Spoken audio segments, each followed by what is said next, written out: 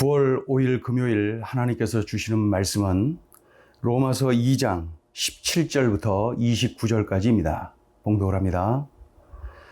유대인이라 불리는 내가 율법을 의지하며 하나님을 자랑하며 율법의 교훈을 받아 하나님의 뜻을 알고 지극히 선한 것을 분간하며 맹인의 길을 인도하는 자요 어둠에 있는 자의 빛이요 율법에 있는 지식과 진리의 모본을 가진 자로서 어리석은 자의 교사요 어린아이의 선생이라고 스스로 믿으니 그러면 다른 사람을 가르치는 내가 내 자신은 가르치지 아니하느냐?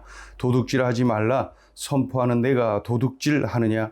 간음하지 말라 말하는 내가 간음하느냐?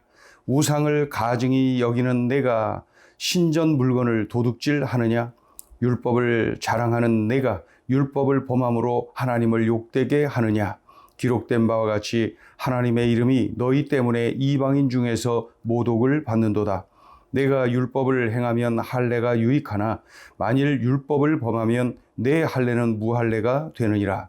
그런즉 무할례자가 율법의 규례를 지키면 그 무할례를 할례와 같이 여길 것이 아니냐. 또한 본래 무할례자가 율법을 온전히 지키면 율법 조문과 할례를 가지고 율법을 범하는 너를 정죄하지 아니하겠느냐. 무릇 표면적 유대인이 아니요 표면적 육신의 할례가 아니니라. 오직 이면적 유대인이며 할례는 마음에 할지니 영에 있고 율법 조문에 있지 아니한 것이라. 그 칭찬이 사람에게서가 아니요 다만 하나님에게서니라. 아멘. 본문엔 유대인들의 특징이 기록되어 있지요. 유대인들의 특징을 보면은 17절을 보면은 하나님을 자랑한다는 것입니다. 이 물질을 자랑하고 멍에를 자랑하고 권력을 자랑하는 이방인들과는 그 완전히 다르죠. 하나님을 자랑한다는 것입니다. 하나님이 최고의 자랑이다. 이러한 모습이야말로 좋은 것이죠. 위대한 일이죠. 17절을 보시면 유대인이라 불리는 내가 율법을 의지하며 하나님을 자랑하며, 이 유대인들의 특징을 보면 18절에 보면은 또한 이 율법을 알기 때문에 선한 것을 분간할 수 있다는 것입니다. 18절을 보시면은 율법의 교훈을 받아 하나님의 뜻을 알고 지극히 선한 것을 분간하며 이 이방인들은 하나님의 뜻을 몰라서 우상을 섬기고 하나님의 뜻을 몰라서 죄에 빠질 수가 있는데 이스라엘 백성들은 하나님의 뜻을 잘 안다는 것입니다. 이것이야말로 엄청난 축복이 분명하죠. 그런데 그럼에도 불구하고 이 유대인들에게는 문제가 있다. 실천하지 않는 것. 그것이 문제라는 거예요.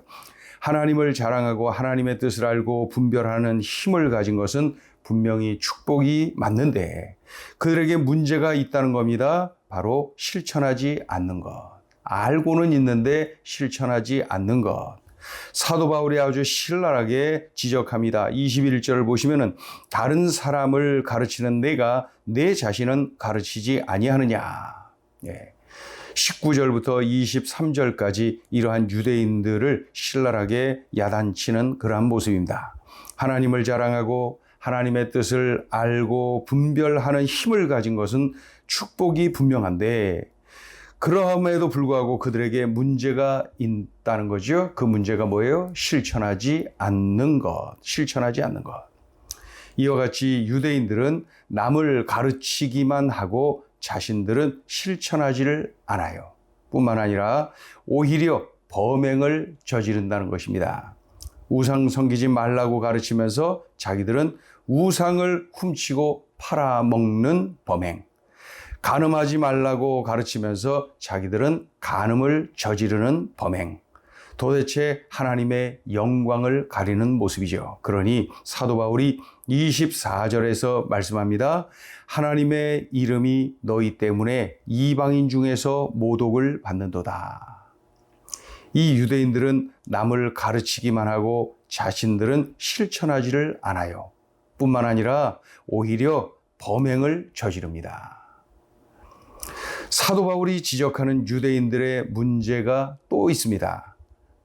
그 문제는 신앙의 형태만을 중요하게 여기고 신앙의 내용을 소홀히 여긴다는 거예요. 신앙의 형태가 중요하고 신앙의 내용은 소홀히 여기는 모습. 이 유대인이 하나님의 백성이라는 것을 나타내는 종교적 상징이 바로 할례입니다. 그래서 이방인들에게 욕을 할 때 가장 심한 욕이라고 생각되어지는 것이 뭡니까? 예이 할례도 받지 못한 놈, 이 이방인들을 향한 욕입니다. 그런데 이 성경은 할례의 진정한 의미는 외적 상징에 있는 것이 아니라 내적 의미에 있다고 강조하고 있지요. 그래서 예레미야 선지자를 통해서도 하나님은 말씀하셨어요. 너의 마음 가죽을 베라. 할례를 통해서 몸의 일부를 베어내는 것으로 만족하지 말고 믿음이 있는 것처럼 위선 떨고 그렇게 교만에 빠지지 말고 마음 가죽을 베어야 된다. 그러니 내적인 의미는 빠지고 외적 상징이 전부가 되어버린 이 표면적 유대인들의 모습을 사도 바울이 신랄하게 비판하고 있습니다. 자, 우리 28절, 29절 읽어보죠.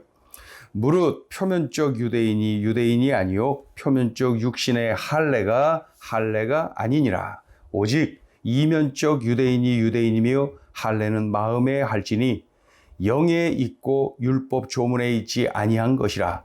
그 칭찬이 사람에게서가 아니요 다만 하나님에게서니라. 자, 오늘 주시는 메시지입니다. 첫째, 앓음을 넘어 삶이어야 합니다. 앓음에서 그치지 말고 삶으로 살아내어야 된다는 것이죠. 하나님의 뜻을 알고 분별하는 힘을 가진 것은 축복이 분명합니다. 그런데 그들에게 문제가 있다는 거죠. 실천하지 않는 것. 자신들이 하나님의 뜻을 알고 분별하는 힘을 가졌어요.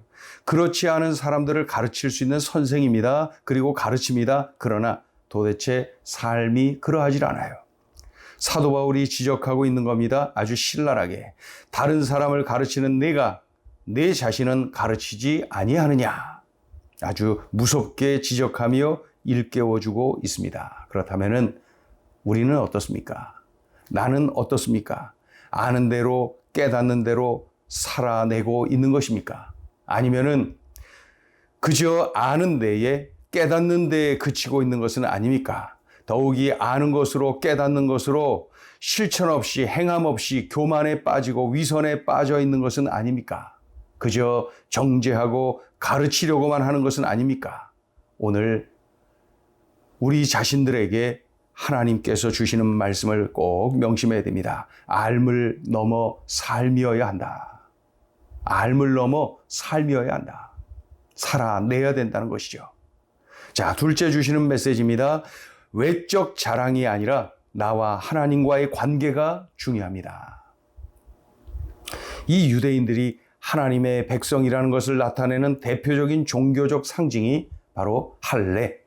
그런데 성경은 할례의 진정한 의미는 외적 상징에 있는 것이 아니라 내적 의미에 있다고 강조하고 또 강조하죠. 그래서 예레미야를 통해 말씀하셨어요. 너의 마음의 가죽을 베라.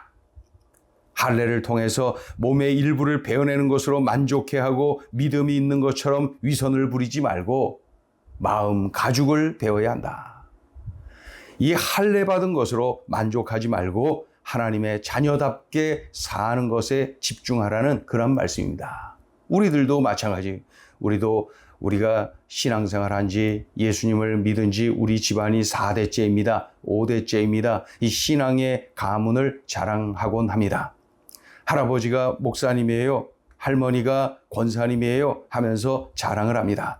내가 어떠한가가 중요하지 그것이 무엇이 그렇게 중요합니까? 내가 지금 하나님 앞에서 어떻게 살고 있느냐 그것이 중요한 것입니다.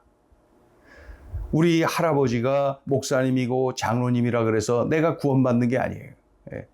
우리 할머니, 우리 어머니가 권사님이라 그래서 내가 구원받는 게 아니에요. 중요한 것은 나와 하나님과의 지금의 관계입니다.